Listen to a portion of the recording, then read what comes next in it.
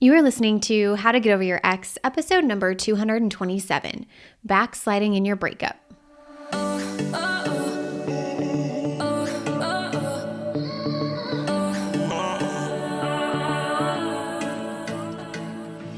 Welcome to How to Get Over Your Ex, a podcast on getting over your ex without it just taking time.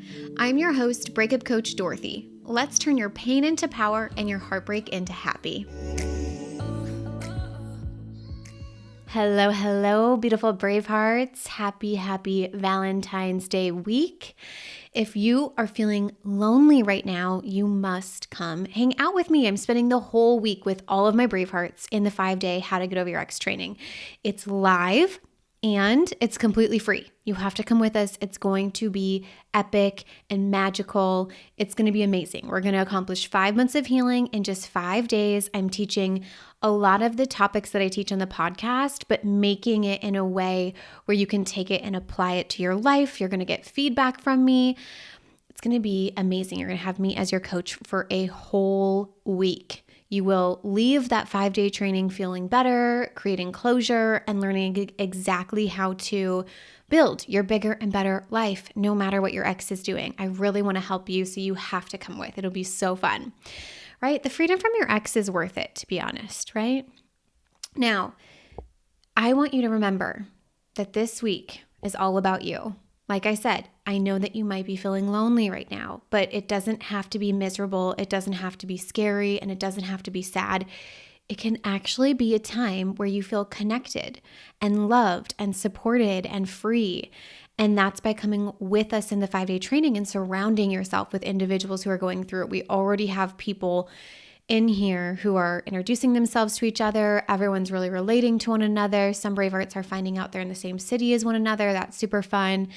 So if you haven't yet joined us, please come join us. We're starting today. You can join us late. That's no problem. It's going to be at www.dorothyabjohnson.com/5-day live training, and I'll link that in the show notes for you. All right, now today, let's get down to our topic. We're going to be talking about breakup backsliding. I've had it come up in coaching a little bit since inside of the Get Over Your Ex program, and I've actually seen it in 2 forms. The first form that I see is someone who thinks they backslid, right? This happens very frequently, right? We're making huge strides towards getting over our ex, or we think we've grieved something, we think we've moved through something, and then all of a sudden you get a text from your ex, or you have to go pick something up from your ex, or you find out new information through social media channels or your friends or your family, and all of a sudden you start feeling feelings and you feel like you've backslid or you got derailed from your Get Over Your Ex journey. Now, the second one is something that I see with my clients who are about to finish and graduate the program. They're like, oh my gosh, I've done so much work and I'm afraid I'm going to backslide. Or something comes up and you're worried that that event or that thing you have to do will cause you to backslide or get derailed by a specific situation. So I really want to talk about both today. And the first thing that we need to cover really is, what is backsliding, breakup backsliding, or what does it mean to get, quote, derailed, unquote, right? Now, to me, this is when someone is telling me they went backwards in their progression, in their progress towards getting over their ex or building the bigger and better life. And what that tends to look like is something happened and then that person had thoughts and feelings about it, and they make it mean, I did something wrong, I'm backsliding, I got derailed. Now, as I talk about this topic, I want us all to remember that thoughts create feelings. What we make something mean matters. What we make having feelings matter. So the optional thoughts and stories we tell ourselves really determine how we're going to feel and our next steps. And that's a wonderful thing. But I want you to think about, have you ever heard of the saying, falling off the wagon, or I fell off the wagon? I used to use this all the time in my weight loss journey. And the facts of the situation would be, maybe I tracked my macros for 14 days straight, and then I went 14 days of not tracking my macros. And it would be really easy for me to just say, I fell off the wagon. And the way I felt when I said that was always discouraged. And I thought about when I feel discouraged, I'd really beat myself up. I would participate in negative self-talk, and then I would wallow. Now, when I did that, do you think it was helpful to the overall goal of weight loss? No, not at all. It actually perpetuated the problem.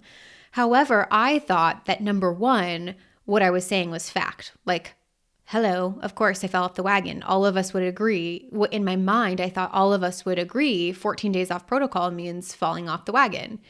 But that's not necessarily the case.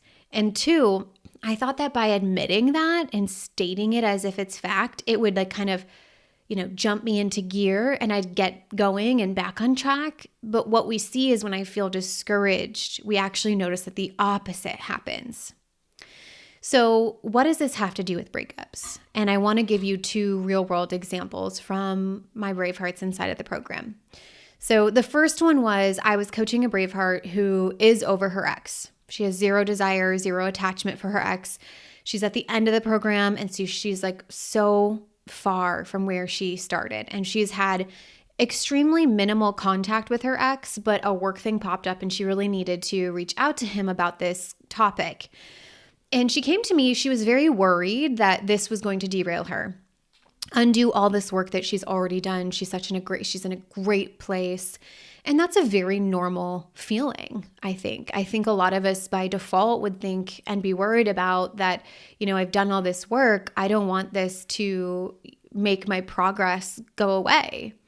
And when she was thinking this will derail me or undo all my work, she felt uncertain. And when she felt uncertain, she thought about it all day. She sat in inaction and indecision about what to do. She doubted herself, doubted her past self, and all the work she's done. And when she showed up that way, it really created a result of she derails herself now in the present moment, which is so ironic, right?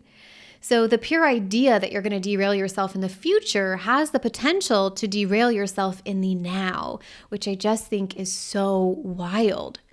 So we coached on it, and one of the biggest things she realized was that one, she can easily create a protocol for this. You're taught breakup protocols, you're taught, for this reason. And two, she knew by reaching out about the work matter that she was doing the right thing. And she knew she did the right thing already by reducing desire and attachment. She could trust her past work. She literally has no desire to be with him. And just by talking to him, she's already done. It won't derail her progress. It only demonstrates how much progress she has made because she can talk to him and not go back to him. And she's proven that to herself before, which is huge for her. So when she believed I'm doing the right thing, she felt calm and content in the now, which makes her show up that way, right? And it leads to her doing the right thing now and in the future. So that's an example of being worried about derailing or backsliding, like that's prevention, right? Let's talk about if you actually did do something that you feel is worthy of stating like, no, Dorothy, I legitimately got derailed. I legitimately have backslid in my breakup. I've called him 27 times. I reacted to my emotions. I yelled at him, whatever it might be that makes you feel like the bottom of a trash can, if we're being honest, right? So I'll give you another example of this Braveheart.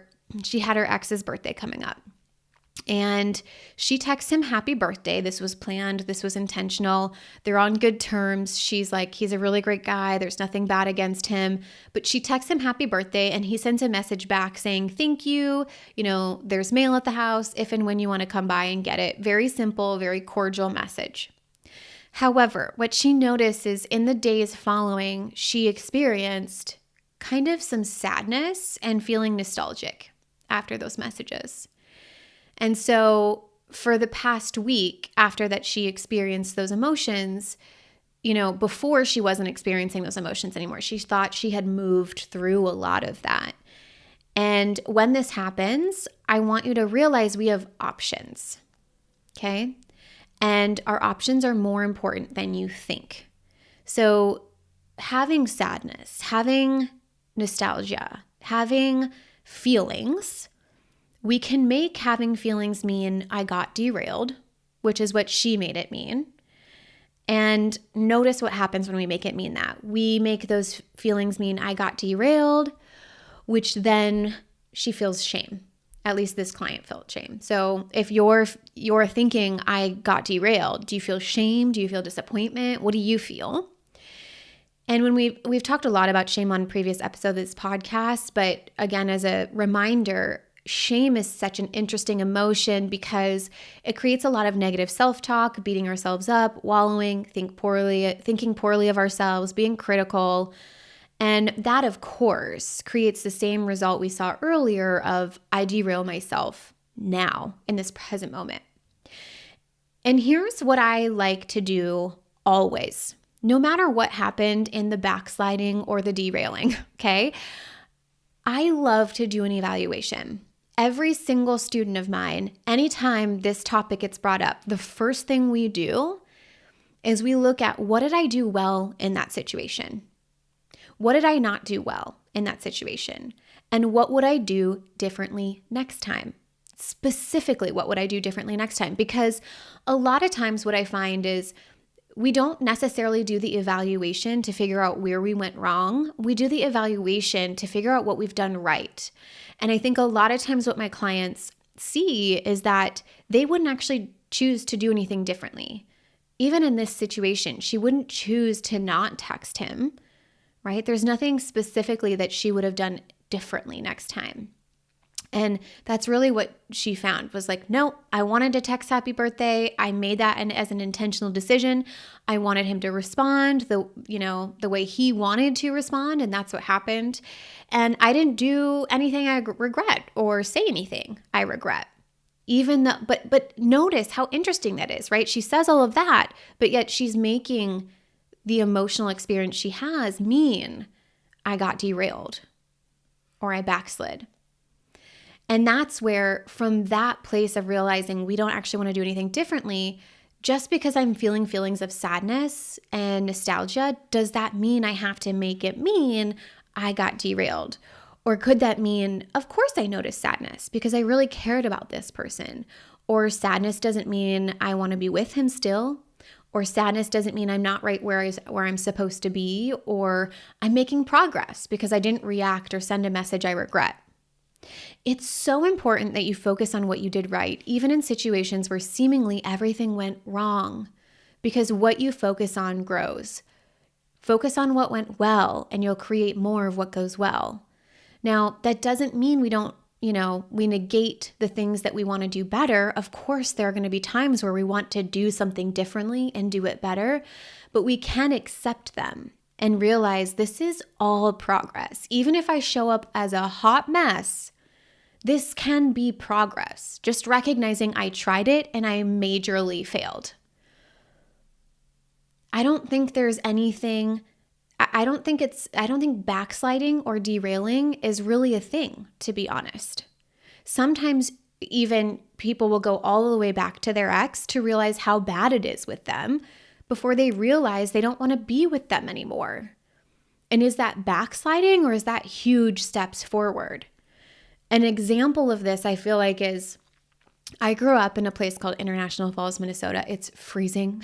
It's like negative 40 degrees outside all the time. I grew up having to plug in my car, having to salt the driveway. If I wanted to get out of the driveway, I'd have to scrape off the windshield and start the car early before I got in it.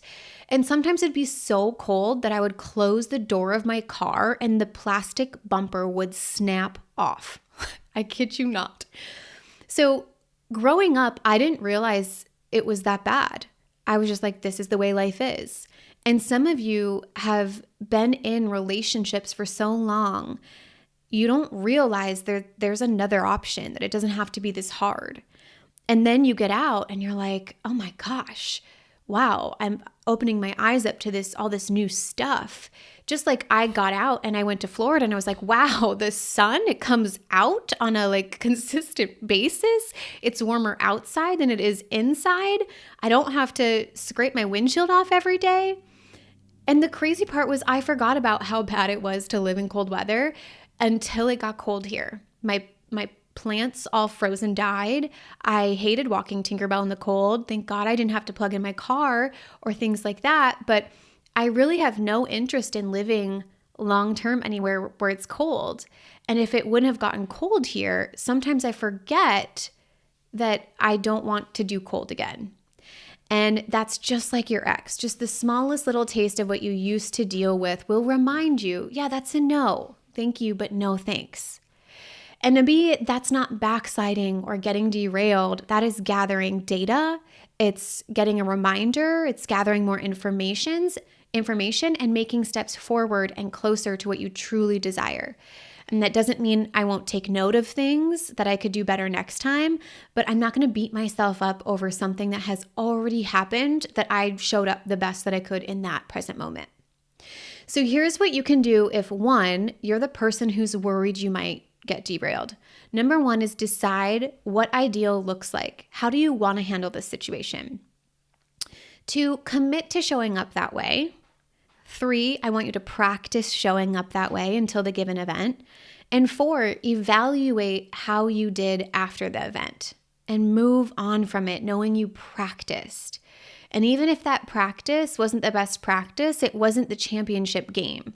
Just think about tennis players. Someone's going to go practice tennis and they might have a horrible practice, but it doesn't mean that you've lost the game. Now, 2, if you're the person who's pretty certain you did derail yourself or backslide in your breakup, I want you to evaluate your performance. What did I do well? And you have to list at least 5 things. What did I not do well? And what specifically will I do differently next time?